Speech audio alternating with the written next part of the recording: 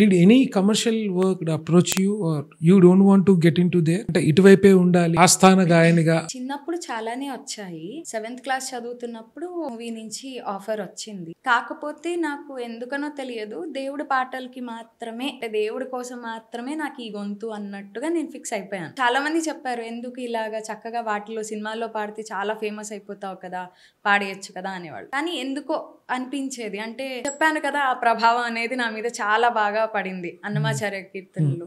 కాబట్టి ఈ గొంతు ఇచ్చింది దేవుడు, కాబట్టి ఆయన కోసమే స్తుతించాలి అన్న దాని మీదే ఉన్నాను. కాకపోతే తర్వాత ఈ మధ్య కాలంలో నాకు అర్థమైంది ఏంటి అని అంటే, మనం కూడా కొంచెం మారి, ఇప్పుడు ఉన్న తరాలు, నేను ఇప్పుడు త్యాగరాజ కీర్తనలు ఇలా పాడుతూ ఉంటే అందరికీ చేరువ అవ్వట్ల. సంగీతం తెలిసిన వాళ్ళు మాత్రమే దాన్ని ఆస్వాదిస్తున్నారు. యంగర్ జనరేషన్స్ ఇప్పుడు నేను వెళ్ళి ఒక త్యాగరాజ స్వామి వారి కృతియో లేకపోతే ఒక వర్ణమో పాడితే వాళ్ళు అంతగా స్వీకరించలేకపోతున్నారు.